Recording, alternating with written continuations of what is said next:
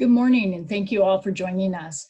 I'm Angela Dowling, President of Regence Blue Cross Blue Shield, and on behalf of Regence team, we're honored to present today's important discussion, Keys to Reopening and Operating Your Business in a COVID-19 Environment.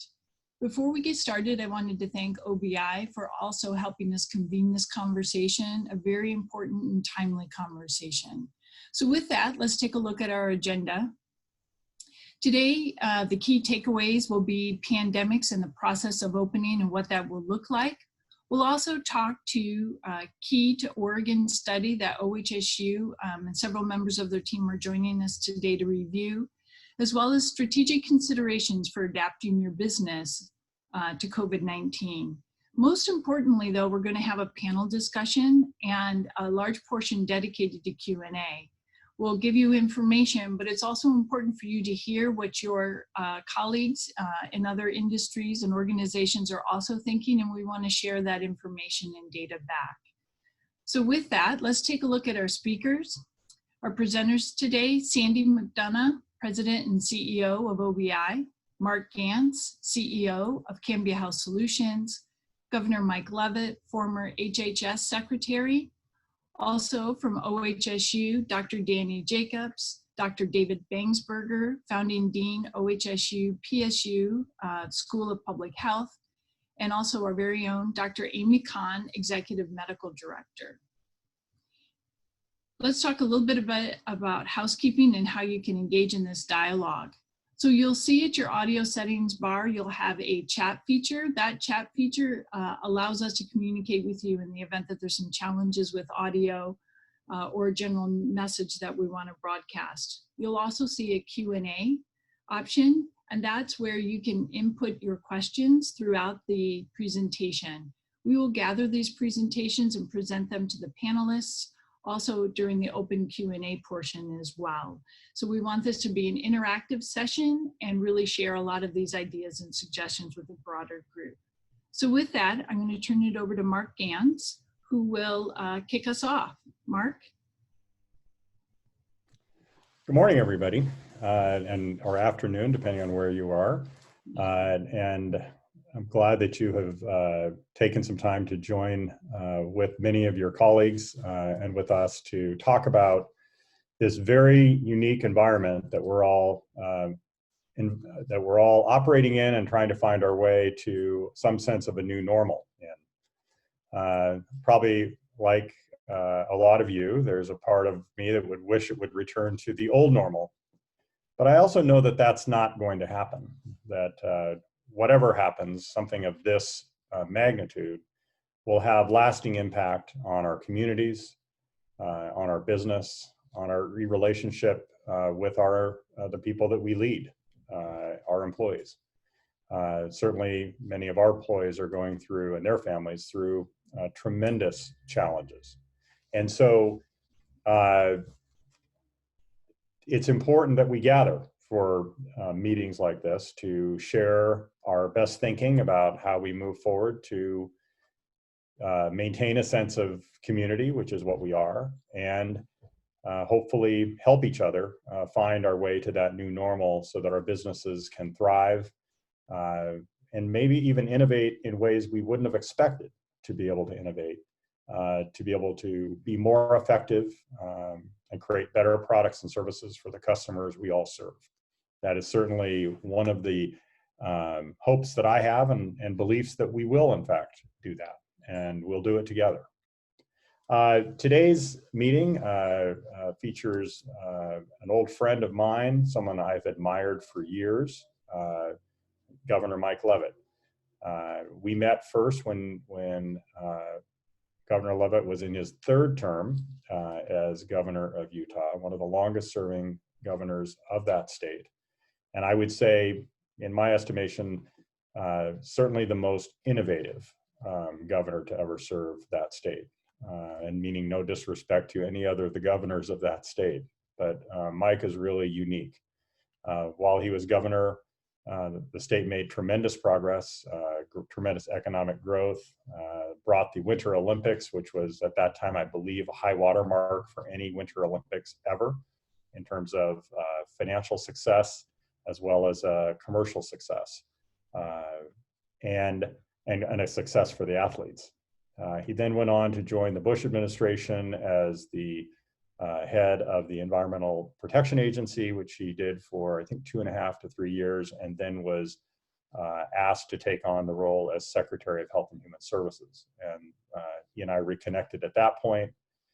He had quite a distinguished career as a Secretary of Health and Human Services, including launching the Medicare Part D program, doing extensive pandemic planning, and that he did not only domestically, but around the world.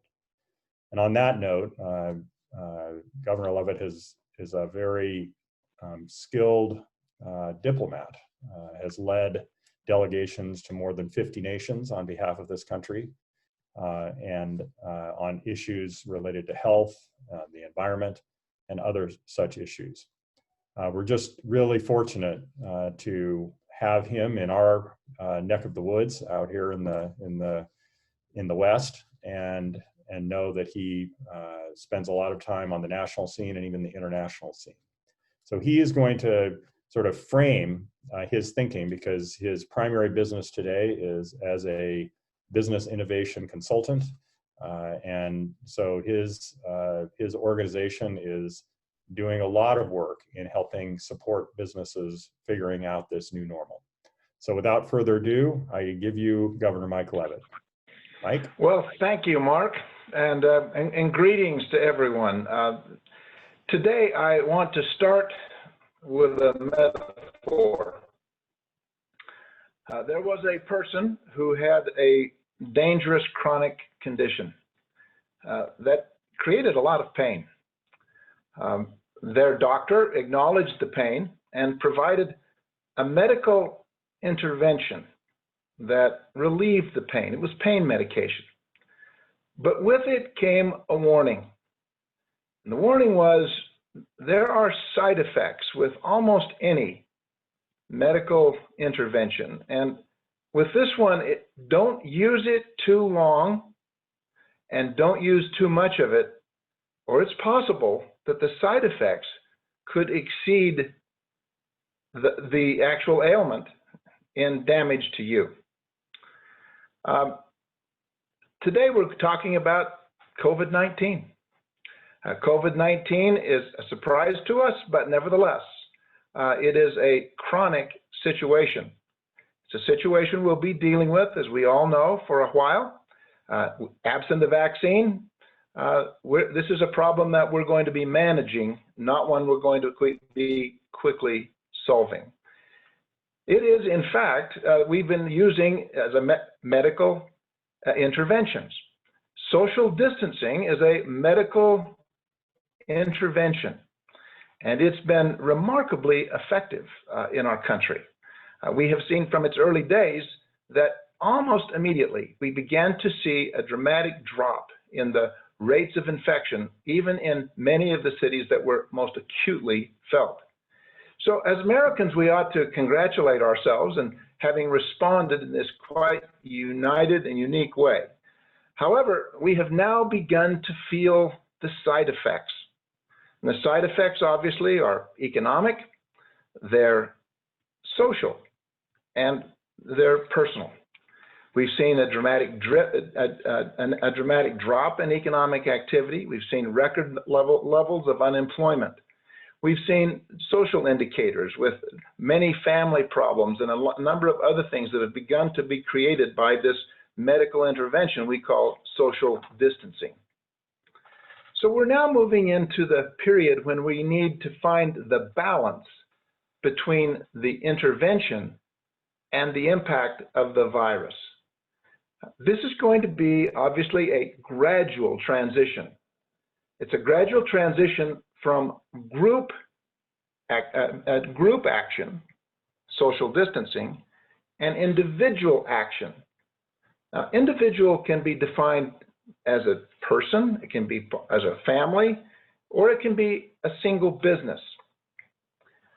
Social distancing as a group means that we'll all wear masks. We'll still be doing parts of that, but it'll be a blend between group action and individual action. And learning how we can balance those two is an important part of how we manage through this, given that we're not able to solve it immediately.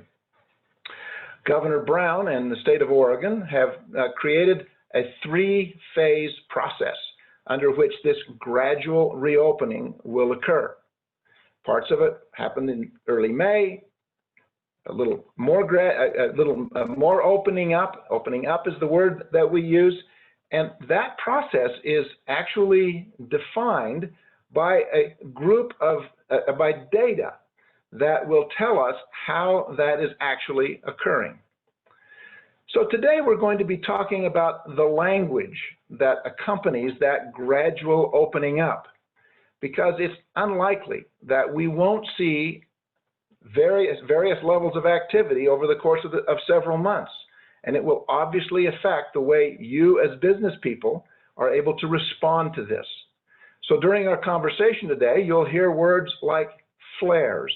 A flare will be a moment in time when there is a lot of activity around a particular community or a particular business or a particular family set, and it can begin to flare into activity. We'll hear about hotspots. That's where a flare can sort of take root and we'll start to see it grow. Think of a forest fire. A flare might be smoke. A hotspot might be flame. But what we do in each case is we deploy assets as fast as we can to that area to try to contain it. We'll talk about things like transition rates, where we're looking to see how many people does one infected person actually transmit it to. That's a function of how well we're containing it and how well we're tracking it and tracing it. All of this is a new language that we're all having to learn, and we're having to learn as well how we can understand what is being communicated so that we can act in our business. We'll talk as well today about the keys to listening to this information and how you can then begin to calibrate your activity as a business according to what's happening or what you can expect to be happening. We'll talk about guidance.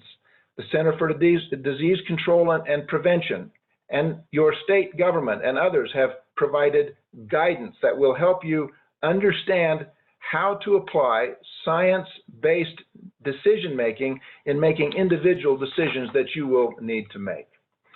So let's begin.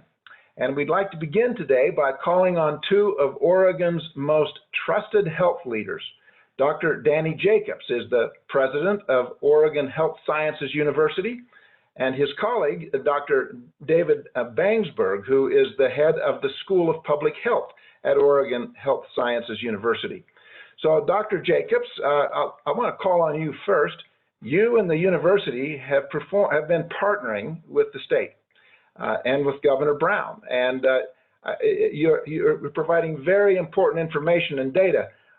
We'd love to hear a bit about the way you're doing it, what you're doing it, and also, if you don't mind, maybe you could talk a little bit about how you're applying this information for your own business. Yes, thank you very much, Governor Leavitt. Good morning, everyone. I know we have a lot of business leaders and business owners on the line today, so I'd like to start out by expressing our sincere thanks to you all. Oregon's success at flattening the curve has been most excellent, but we know that success has come at a great cost to you, perhaps your families, your businesses, your employees, and the customers you serve. So on behalf of Oregon Health and Science University, and I'm sure other Oregon health systems would agree, thank you for the sacrifices you've made to help us handle what is, without a doubt, the greatest healthcare crisis in this century, in my opinion. So reopening is a topic that is top of mind for most of us, and I would like to share with you briefly how we are approaching this at OHSU. One of the most important things we did was to establish a university transition task force. And the purpose of that task force is to take what we know and what we have learned or are learning about COVID-19 to help us decide the best way forward service to the health and well-being of all Oregonians. As an example, the university's transition task force has 6 guiding principles. And they are for us to be ready and able to support OHSU community members by monitoring, contact tracing, isolation where necessary, and helping those who test positive or who are exposed to the virus, who need additional care, get the services they need. We believe that we need to remain able to re-implement appropriate control measures based on criteria and metrics using that evidence-based approach. We want to limit infection in people who are at risk for more severe COVID-19 infection. And we obviously have to prepare to handle a surge in COVID-19 cases. Finally, we want to, again, be ready and able to provide clinics, healthcare facilities, classrooms, public spaces, administrative offices, laboratories, and all forms of course support while maintaining appropriate physical distancing and using other mitigating measures. Finally, we believe we must continue to be able and ready to support a telework environment which aids and supports both our returning faculty and staff members, our learners, as well as our patients and their families. So some of the approaches that we've been taking across the university have already been outlined, and they may be applicable to many businesses at this time. For example, we have put in place employee monitoring of symptoms before they come to work. We try to minimize risk by encouraging the use of alternative transportation, use of masks and hand washing, maintaining the 6 feet physical distancing, and working in shifts as much as possible. So the focus is on preventing the spread of disease through 4 pillars, as Dr. Gawande has referenced in a recent New Yorker article. So these are hygiene measures, screening and self-screening for symptoms, physical distancing, and masks. Now, each of those individual components have flaws, but it does appear that skipping any one of them would lead to poor outcomes. Most importantly, perhaps, when all of these are taken together and taken seriously, they shut down the virus. Now, testing is still in flux, but testing when people have symptoms is important, and with a positive result, it's important to be able to have an infected person have access, after they are quickly identified, have access to contact tracers that allow identification of who they're in contact with at work and at home. At OHSU, we've almost completed work on an app or online-based tool that will allow employees to go through a symptom list before reporting to work for the day. If they answer no to all of the questions, then they are cleared for work. If they respond yes to anything, they will be asked not to report to work, and instead will be asked to touch bases with their manager or call occupational health. So that references a 5th pillar that I think is needed, and Dr. Gawande also references this. And this is the other element that's needed to ensure the measures are successful, and that is culture. It's one thing to know what we should be doing. It's another to be able to do it continuously, rigorously, and thoroughly. But we must address this. We must address this and deal with our new norms, remaining alert and as regards the limitation of the measures until we have a vaccine. Here's an example of how cultural issues may come into play. We've certainly had some of this at our university, because people are hardworking all over, and we generally live in a culture that discourages the use of sick days. Now is an important time to emphasize that it is both okay and expected for an employee not to come to work if they have symptoms that are suspicious for COVID-19. That is a pathway to testing. As some of you may know, almost all of our important research work at OHSU has been necessarily halted. But one of the things our investigators have done is to pivot to COVID-19. We have established more than 200 research projects specifically related to COVID-19 since mid-March. And one of those projects is the Key to Oregon study, which we believe could be very helpful as regards decision-making about reopening our state while prioritizing the health and well-being of Oregonians. So with that, I'd like to turn it over to Dr. Bangsberg. Dr. Bangsberg is founding dean of the OHSU-PSU School of Public Health and is the key architect of the Key to Oregon study. He'll provide some specifics, so thank you very much. Thank you, Dr. Jacobs, and thank you, Governor Leavitt, for the opportunity to talk about the Key to Oregon study. The goal of the Key to Oregon study is to give the Oregon Health Authority and the governor the data they need to open up Oregon's economy just as fast as possible and as safe as possible. As Dr. Jacobs mentioned, Oregon's done very well. We've had the 4th lowest infection rate and 8th lowest mortality rate of all states in the US for COVID. This is hard-won progress, however. Everyone has given up something. Many have given up more than others. The communities of color and the tribes have given up the most. We must recognize that these inequities that COVID is creating should be our first priority, and that the social and economic consequences of COVID will last a lot longer than the virus.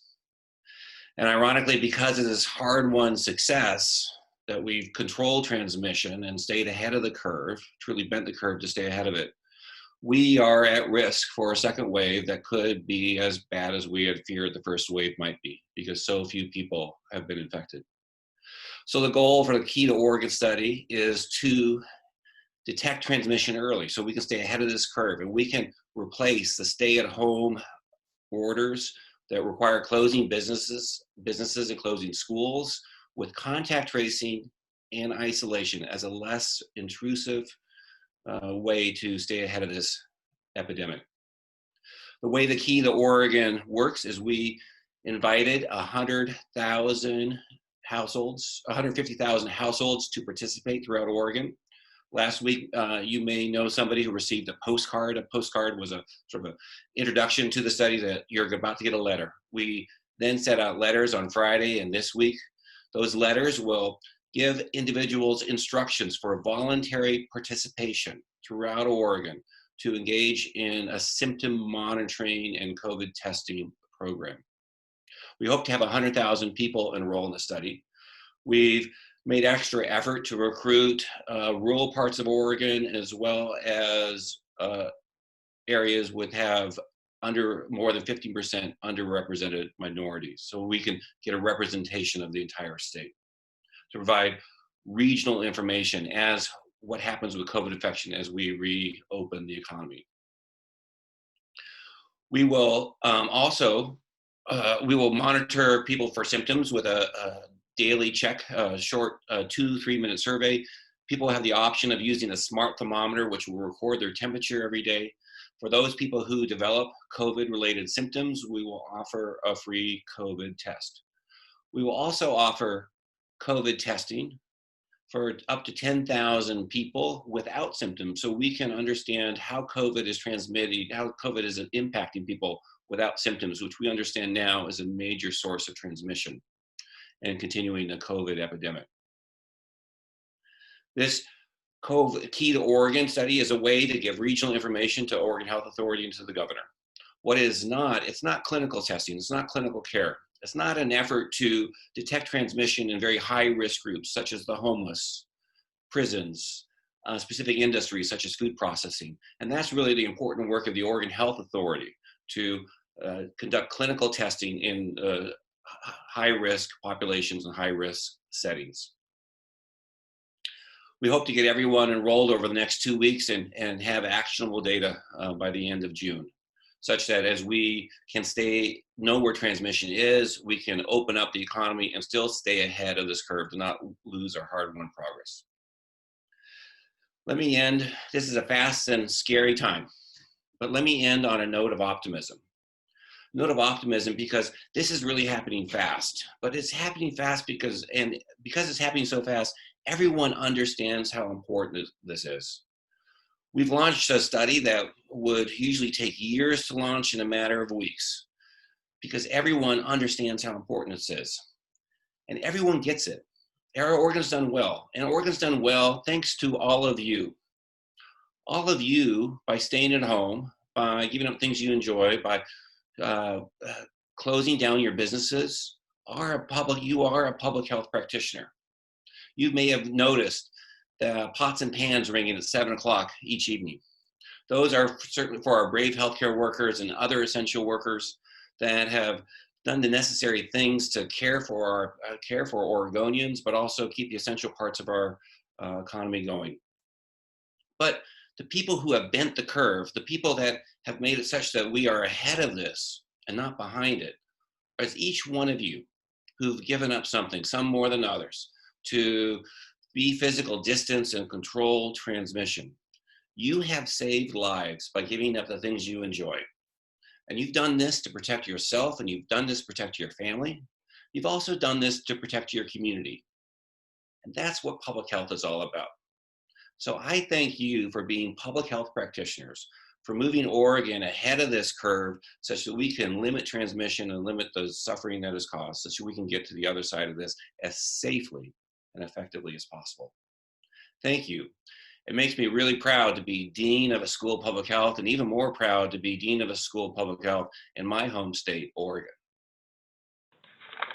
Well, thank you, Doctor.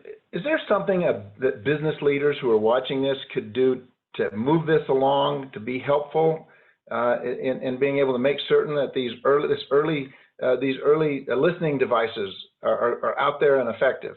Yeah, I think exposure and awareness that we are launching this program to provide Oregon the data we need to open it up, to also to listen to that data, to listen to the guidance from the governor and the Oregon Health Authority, to open up Oregon in a staged, data-driven, and safe way. Also to make sure you're doing whatever you can to make sure your workplace is safe, by making masks available, by appropriate physical distancing, and that we're all in this, recognizing that we are all in this together. And by all of us working together, we will stay ahead of this curve. Thank you. A very good invitation and a great presentation. I know there are going to be questions that our audience has for you, and may I just say to all of you who are participants, you'll notice at the bottom of your screen that there is a question or a Q&A tab. Use that. Type a question. At the end of this presentation, we're going to have nearly 20 minutes where we're going to be able to ask questions of panelists. So please find it and ask questions. We're looking forward to an interactive conversation. With that, I'd like then to move on to a slightly different subject, but very closely related. I'd like to introduce Dr. Amy Kahn, who is an executive medical officer with Regence. And important for today's conversation, Dr. Kahn is an epidemiologist and actually worked at the Center for Disease Control and Prevention in an earlier part in her career, an expert on these subjects. And I'm really pleased that you're here, Dr. Kahn. This is a big transition that we're going to be making, that employees have been away from work and now they're coming back to work. Big transition in the community. What can we be doing to make that a better transition? Well, thank you, Governor Leavitt, and good morning to all of you. Really appreciate you being here. It is a big step, right? We've had, in a way, some comfort in being separated and been at home, really isolated from our usual day-to-day activities. But I think what's critical for folks to be thinking about, whether you're already in the first phase or about to enter into the first phase of reopening for Oregon, is to think about what are my personal risks, right? Am I in a high-risk group? What steps do I need to take in the notion of empowering oneself? And then think really, critically about what role do I play in my job? Whom am I exposed to? What are the activities that I need to do? What sorts of modifications might be relevant? I think it's very important that we think through all those steps so we can feel confident and very, very much comfortably re-entering, if you will, as we expand the economy and reopen the businesses. So it's something I encourage you to start having that dialogue with your employees, with yourselves, and taking a look at some of those policies in place and making some modifications at the workplace to make this a much more successful transition. Well, thank you. We're all trying to find our way in this. You worked at the Center for Disease Control and Prevention at one point in your careers. In fact, we worked together there when I was in the government. And one of the jobs that Center for Disease Control has is the issuance of guidance. Now, we're seeing daily or semi-daily now CDC issuing guidance for different kinds of businesses. Can you help us understand what is guidance, and how do people in public health find this balance between giving enough that it helps but not too much to overwhelm? Right. Yeah, it's a good question. And, the Centers for Disease Control and Prevention, or CDC, is really the nation's public health agency to provide a set of guidelines or recommendations in order to prevent or control disease. So these are not orders, they're not directives, they are recommendations based on our knowledge, the science, as it were, that informs our practices. We're still learning a terrific amount about this novel coronavirus and the disease that it causes, COVID-19. But keep in mind, we're seeing more and more guidance come out as we learn more. It's important, again, to understand this is going to be modified as we go forward. The Occupational Safety and Health Administration, or OSHA, in tandem with CDC, will also offer guidelines around what their recommendation to protect the health and safety of the workforce. So these are not written in stone. They're used to be guiding, if you will, your practices and make adaptations or evolve along the way. So I can almost hear a member of the participating audience today saying, I've looked at this guidance, and it's 1 or 2 pages of pretty high level principles, and yet I'm facing some really practical problems that I don't know what to do about as I go into re-entering the workplace, opening up. So I'd like to spend some time talking about how a business person or a business leader who is working to reopen makes decisions in a way that's consistent with the science, but quite practical. Let's start by just talking about how this virus works. It seems to me that if we can understand how the virus works, how it transitions between one person and another, that it would help us to be able to make these decisions. Can you help us understand that a bit, and then we can maybe apply that in some practical ways? Absolutely. And I just want to briefly just show you the picture on the left here. I think you've all probably been tracking this pandemic as it's moved through Oregon. Really grateful to see that the efforts that so many, including yourselves, have done to control the spread of this infection. We are optimistic that we're going to continue to keep this disease in check, not overwhelming our healthcare system, and certainly allowing your employees, your workforce, and your customers to be safe and healthy as we do reopen the economy. I want to also highlight that there's a collective responsibility that we all share. It's really truly embracing this notion of public health, what we do collectively as a society to assure the conditions in which we can all be healthy. So as you heard from Dr. Jacobs, these would include things like physical distancing, wearing a mask, practicing good health hygiene, making sure we take steps to box this virus in to mitigate the likelihood that it would be spreading across a community. And then specifically thinking about those aspects of this disease, how it's transmitted, and how do we apply that knowledge not only to your workforce, your employees, whether that be that health screening before a person might show up to work, checking to see if people have a fever. If they do, they go home.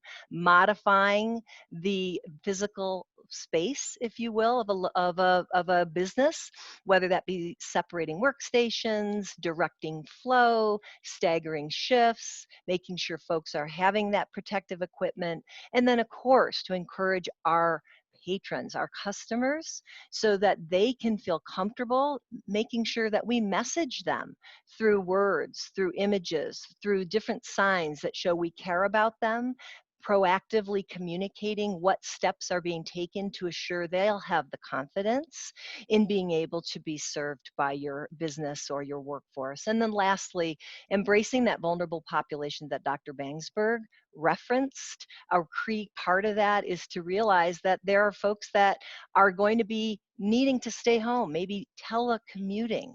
They are not going to be safe or comfortable going to a workplace, particularly where there's likelihood of a lot of exposure to others, where they might be at much greater risk for illness. And we know there's health disparities, particularly for those in essential jobs who may be nervous, about half the workforce is, about coming back to work at a time where we may or they may not know what they can do to protect themselves. So in the next exhibit, I do want to share with you, Mike, this notion of what we know and why it's important to understand how this virus behaves, and then really unpack the actions that we can take, the public health practices that we need to deploy in order to control or prevent the spread. And this is to just offer that we know that this disease has an incubation period of about 4 to 5 days.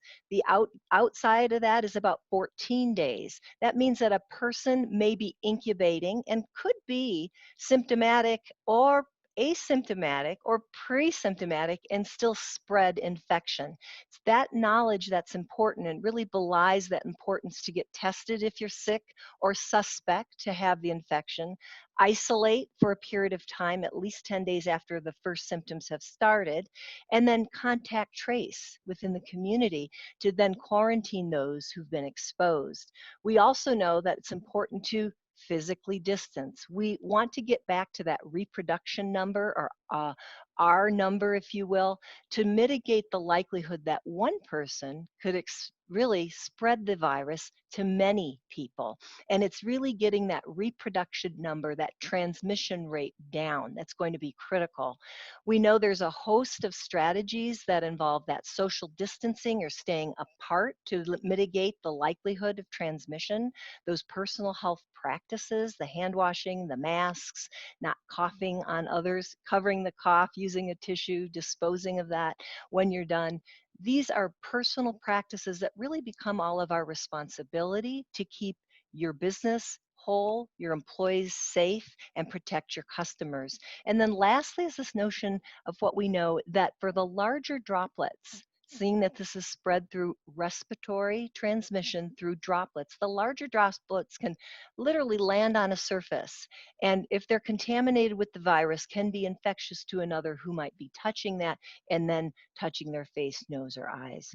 So it kind of gave you a quick overview, but gets to that point, Governor Leavitt, of what we know about the virus, so then we can start thinking about those strategies that are going to mitigate the likelihood of transmission in the workplace. So we're now going to get down to some really practical stuff. Now that we know a little bit about how it is transmitted, let's talk about the situations in a business where this virus does its bad work. For example, in movement. Let's talk about movement. Now, I go to the grocery store and I see that there are arrows up one aisle and down another. Why is that?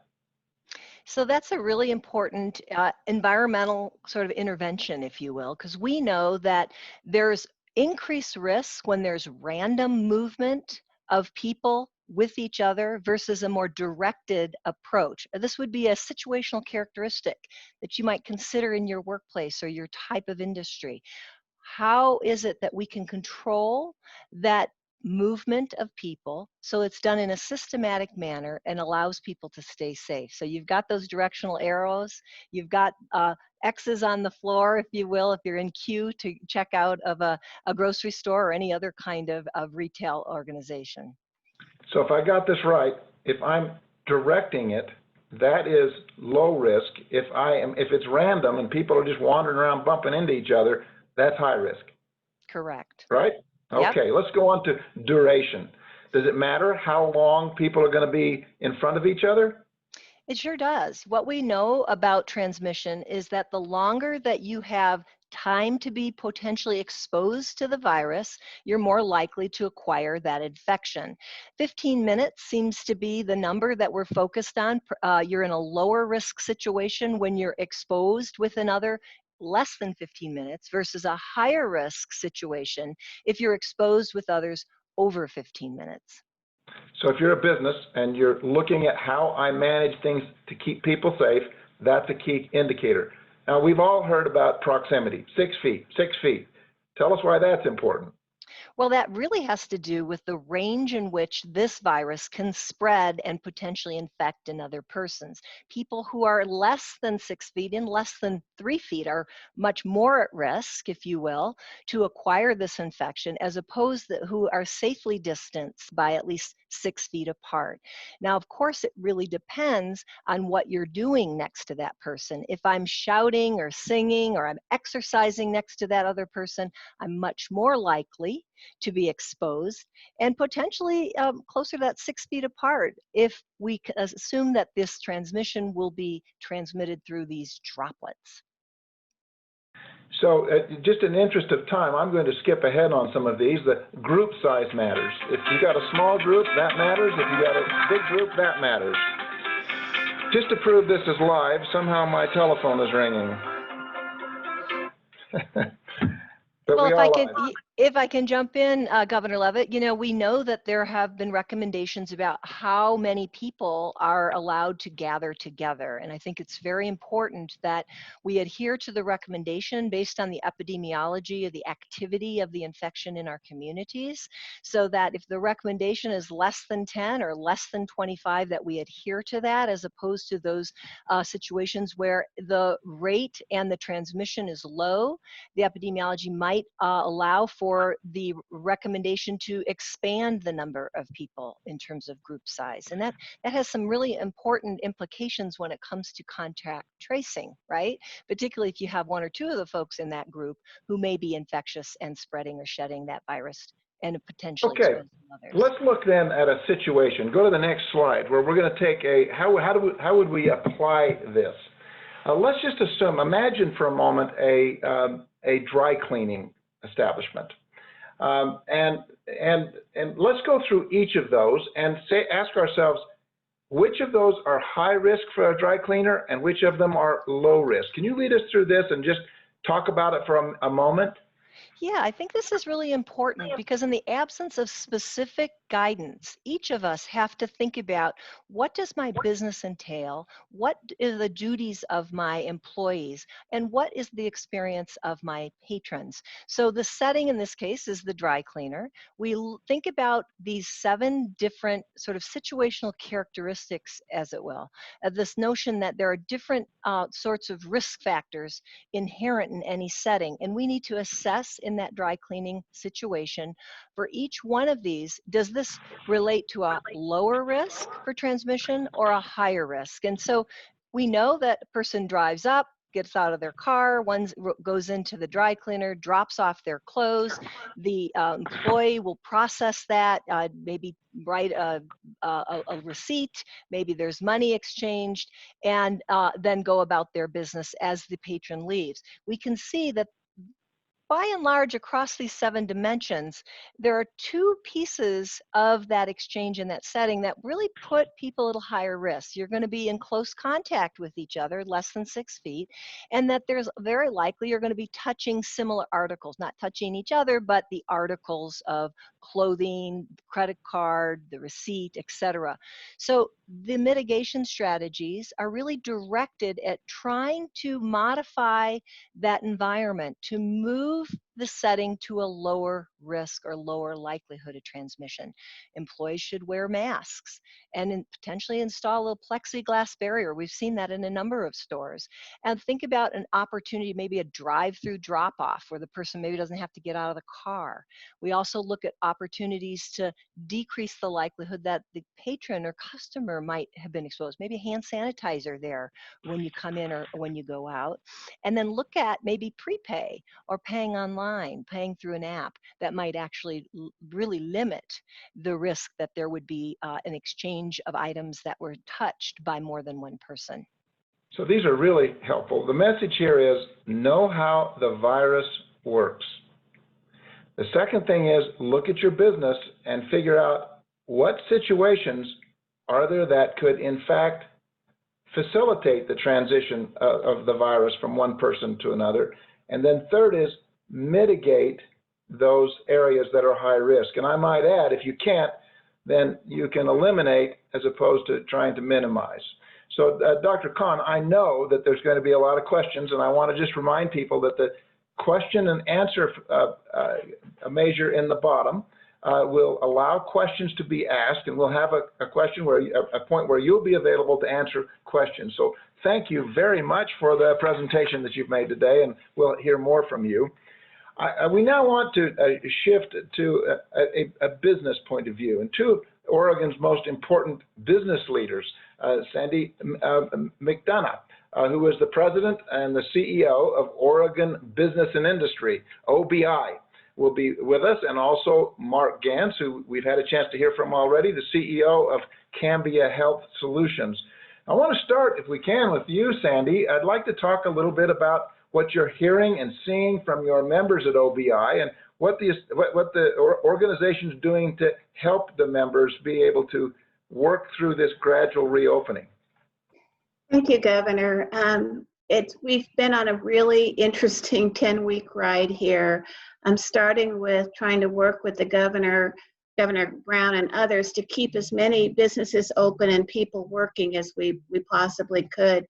And I think most people know that Governor Brown took a different kind of approach than any other state to this. Instead of shutting everything down and designating a few essential businesses that would continue working, she went with a smaller list of ordered closure and allowed a lot of businesses that were closed in other states like construction and manufacturing to continue so long as they could maintain social distancing and other safety practices. So we've been focused for several weeks on helping our members understand and have access to the information about how they could operate safely.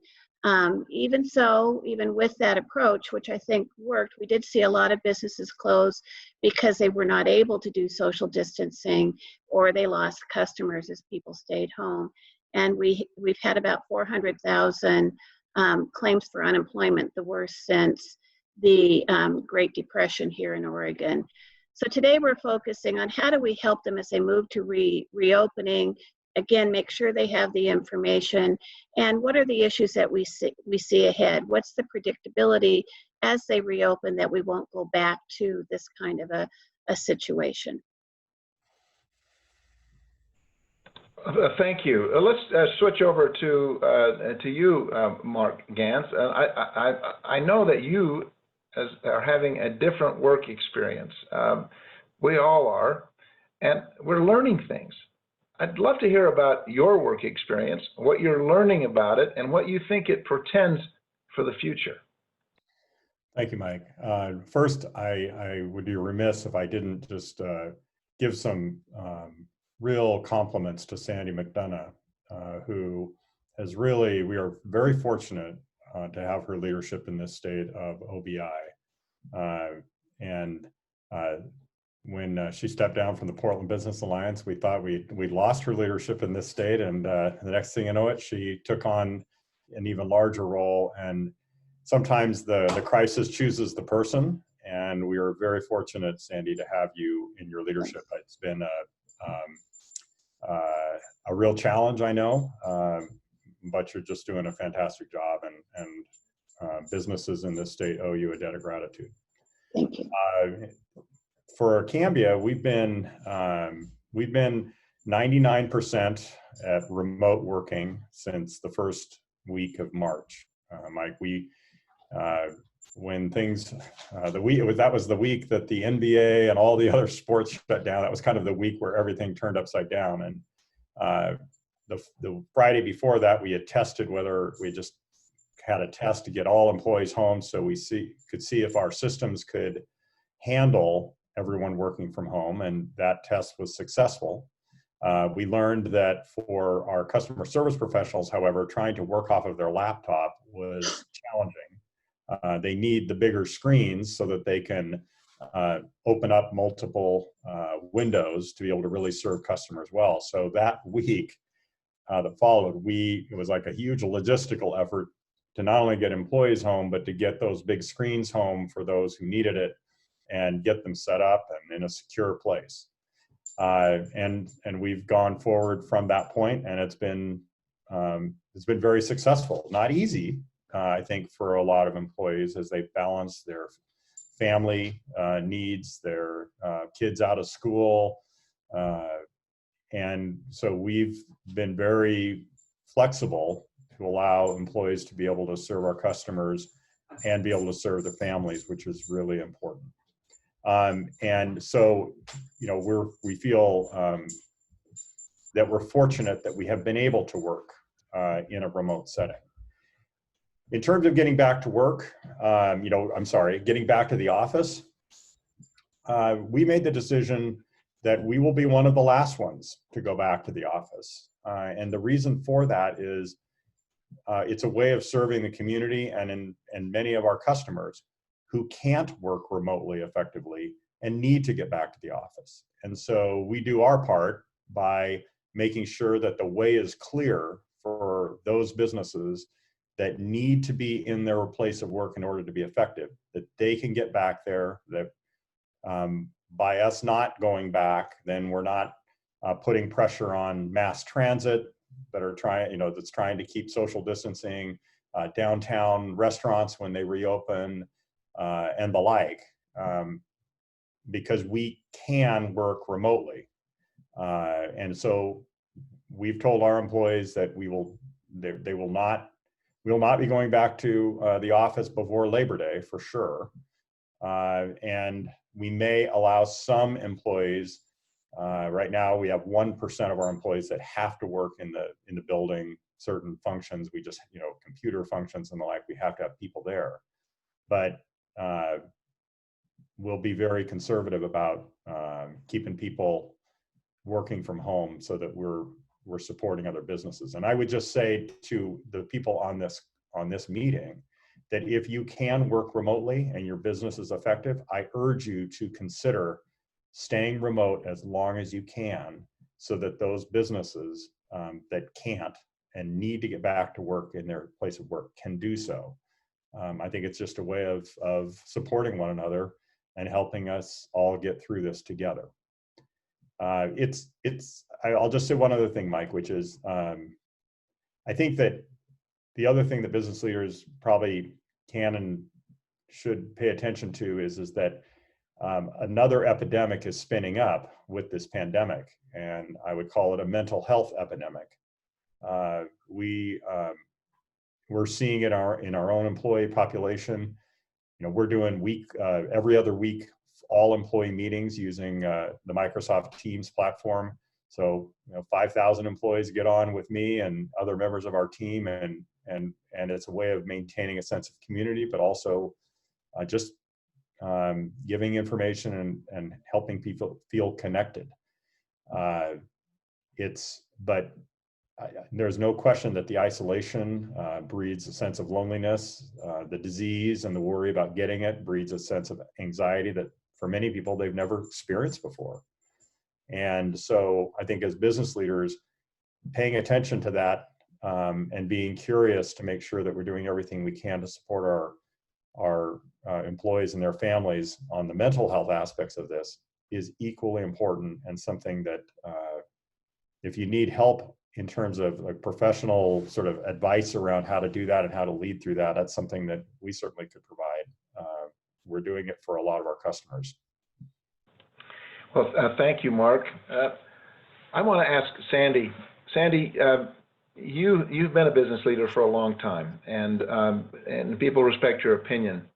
As you look back at what we have accomplished in the last 2 months, and you look forward to the potential that we could be facing another wave, we hope not, but if we are, what do you think we should have learned in the first wave that we can make our reaction to the second wave more efficient, more effective? Well, Thanks, Governor. The first thing I think we learned is that people are ready to step up. Everybody agreed the number one concern had to be the public health emergency and to prevent as many cases as we possibly could. And you know, Oregonians tend to step up, and we did it again this time. But I think we've also seen, as Mark said, sort of the human cost and the, you know, 400,000 people filing for unemployment is a huge number. So because so many businesses under Governor Brown's approach were able to continue operating, we really did learn how to do social distancing in a lot of businesses. And we learned that people can work from home. Personally, I'm kind of tired of the corner of my dining room table, and I know a lot of people are, but we learned that we can do that. We learned we can do it effectively. We learned how to do social distancing and safety practices inside of companies. And I hope what that means going forward is that when we see the new wave, especially with the information we're going to get with the study being done by PSU and OHSU, that we won't have to have another huge breakdown in our economy the way we did this. Not as big of a closure. We can be more targeted and keep more people working. The economic cost of this is tremendous. And I think David Bangsberg said it's going to go on perhaps even longer than the virus. And getting people back to work, making sure that families are whole has to be a priority. And we've got to figure out how to do that safely while keeping people healthy. And I might add something, Mike, if I may, which is I think there's a tremendous opportunity that has not been fully tapped yet in this state. I think Sandy would agree with me that for public and private partnerships, I think this is something that the opportunity to work together. I know, for example, you know, we've approached the governor's office about loaning employees for contact tracing, for other needs that they might have. In another state, we're well down the range of being able to provide employees to help with the unemployment backlog, which has been a real issue in many states because of the number of claims, the people that need it. And while that's not our focus of our business, the fact of the matter is we have a lot of employees that could do that type of work. They're really good at customer service and working with people on the phone, and they can quickly be trained to help. And I would just urge people, if your businesses can allow for the idea of loaning employees, working with state or county officials to help them be able to reopen and manage this, or help schools, being able to help the schools be able to open and manage testing and other things that they're going to need, because they'll need the help. That's a way of reducing the cost to those public entities. It's a way of doing our part to help our communities open up and stay open and work through a second peak or even a third peak, Mike, and maybe prevent those peaks being from as bad as the ones before. So I think that's something that we need to continue to keep pushing as business leaders and making sure that the state and county officials know that we're willing to do that. Well, the leadership in Oregon of the business community is evident, and congratulations. So let's just summarize on where we've been today, and I'd like to go to the audience questions. Just a reminder, still not too late, go to the question and answer, the Q&A tab at the bottom. We started talking about the help that health leaders like Dr. Jacobs and Dr. Bangsberg, who revealed a study that's being done that's going to be used to be able to move Oregon from phase to phase in a data-driven way.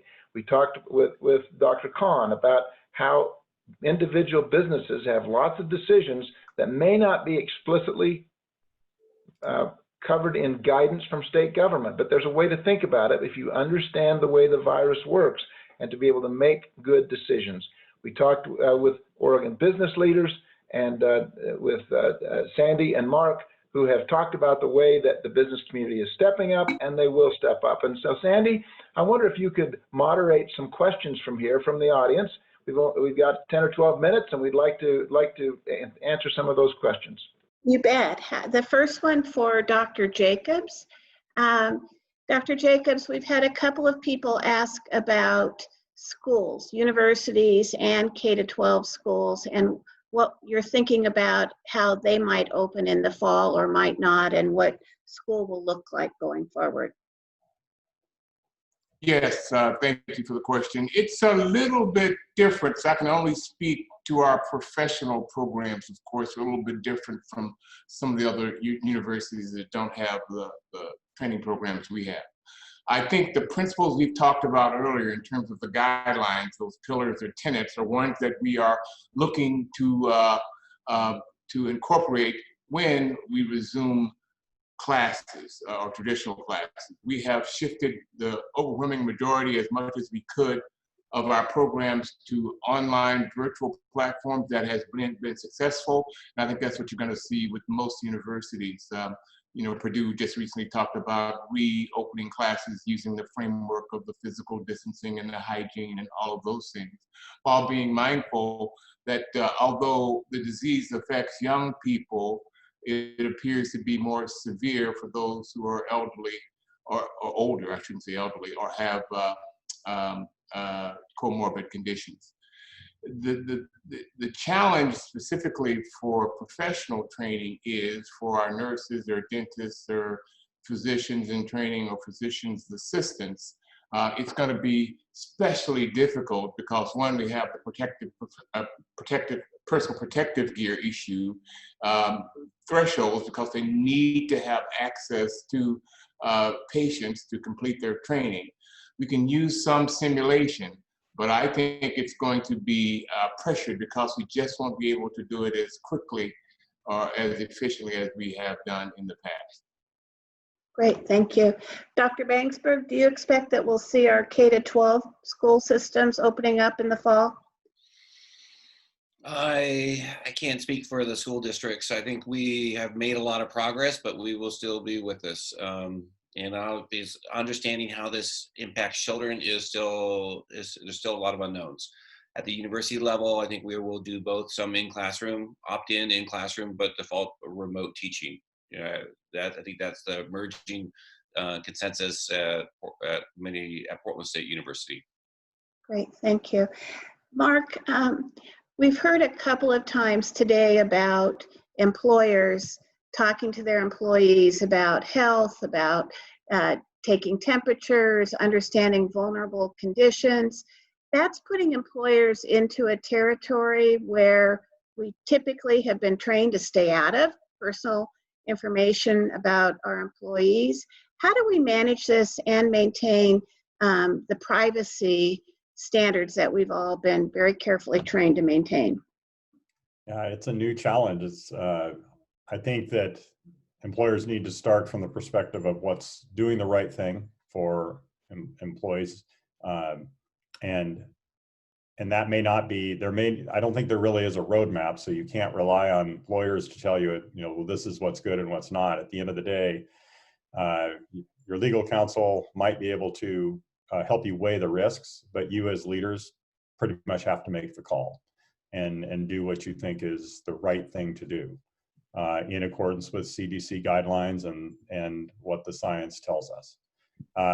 We had an all-employee meeting yesterday, and one of the things that we talked about on that was vaccination. If what happens when a vaccine comes into play, and some of the questions were, will being vaccinated become a condition of employment? And you can imagine with the kind of dialogue around vaccinations in this country already, what kind of flashpoint that can create in certain work environments.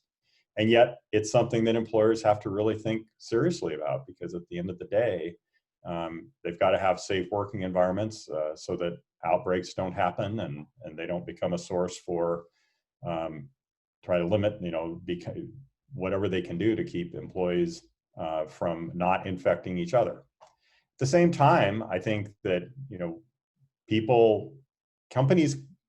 employers cannot solve all the challenges that people have in their lives.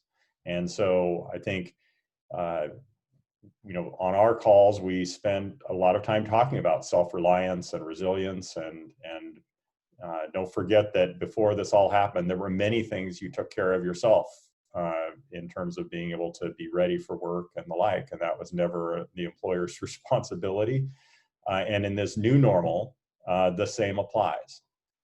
But I think we're going to have to be really clear as employers in communicating where those lines are, because I think that everyone is super sensitive right now about, okay, what is it? What's my responsibility? What's my employer's responsibility? And I think just being proactive and active in having those conversations now, when everyone is super dialed in and very interested in what their employers are thinking. This is the time to have those conversations so that it doesn't happen in the heat of battle, shall we say, later. Great, thank you. Dr. Khan, we've gotten a few questions about masks. We know in Governor Brown's orders, some businesses have been ordered to have their employees wear masks, particularly retail businesses, but there isn't a broad order for all Oregonians. There's guidance that we should be wearing masks. Can you talk about the whole when people should wear masks, when it doesn't matter so much, and how effective masks are? Great. Yeah, thank you for the question, Sandy. I think it is important to embrace that there isn't a blanket order to say must wear masks all the time in a business. However, that being said, this is where applying sort of some common sense around what are your employees exposed to and making a decision if maybe this is a policy for your workforce. We want you to all wear masks, right? It may be appropriate to put that in place for the protection of your employees and your business and your customers, right? Costco has done that, right? They have required people wear a mask. So whereas there isn't strict guidance or an order about this, there is an opportunity to assess that setting and the characteristics of the exchange between your workforce and your patrons that might make that a consideration for policy. Now, if that's not the case, I will say on an individual recommendation, you may not be able to physically distance. You may not be able to separate workstations. If you're in a meeting and you can't be 6 feet apart, you should be wearing a mask, right? I think I'd also be looking at, do we all have to be in the same room right now? Could we be at our workstations, our offices, taking a call like this potentially, right? So you've got to really look at those options. And then lastly, how effective are the masks? This is a barrier for transmission that would protect others from you, and to a certain extent protects you from others, right?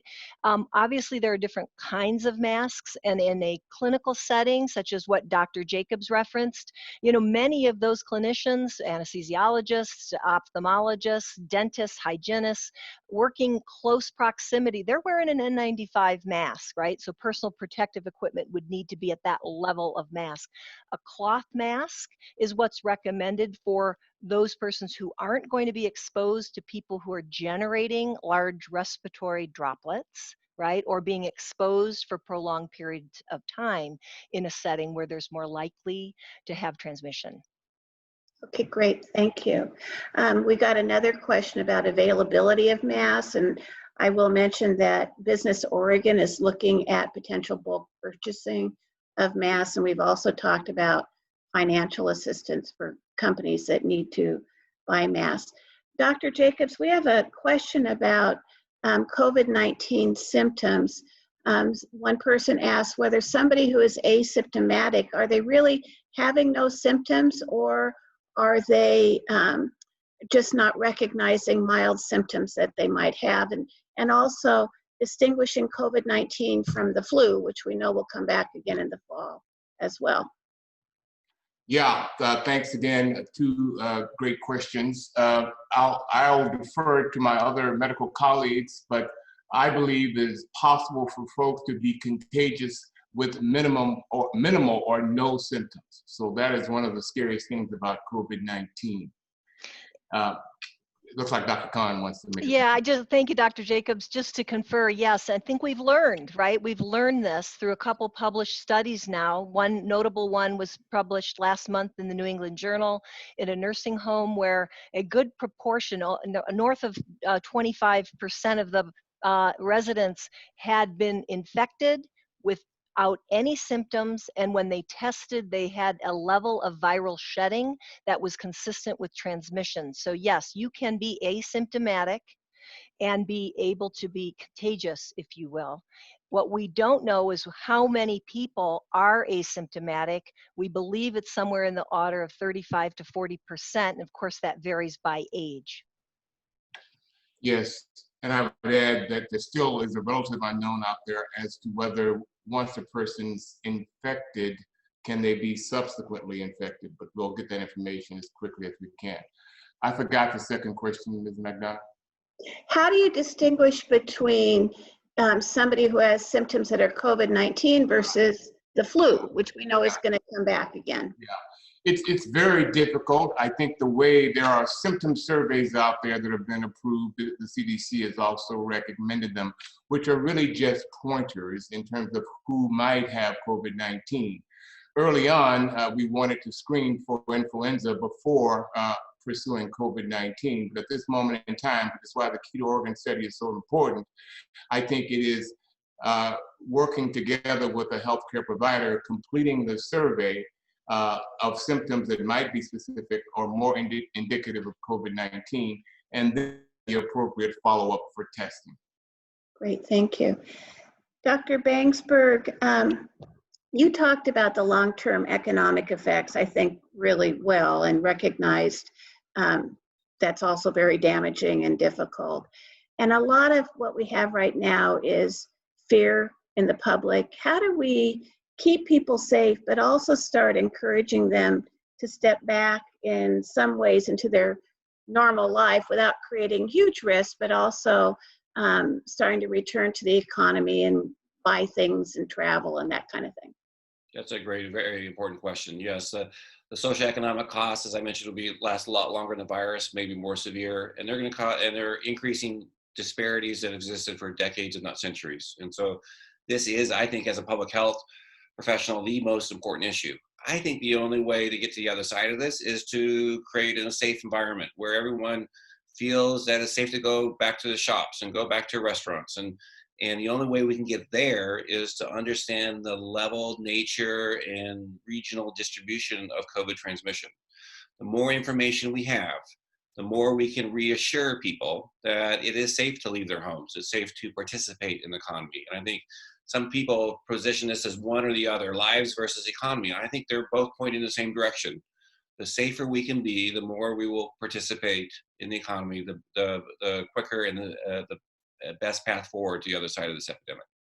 Will the information from the study that you were doing be able to lead us to a point where we'll be able to do very targeted closures rather than the kind of broad closures we saw this spring?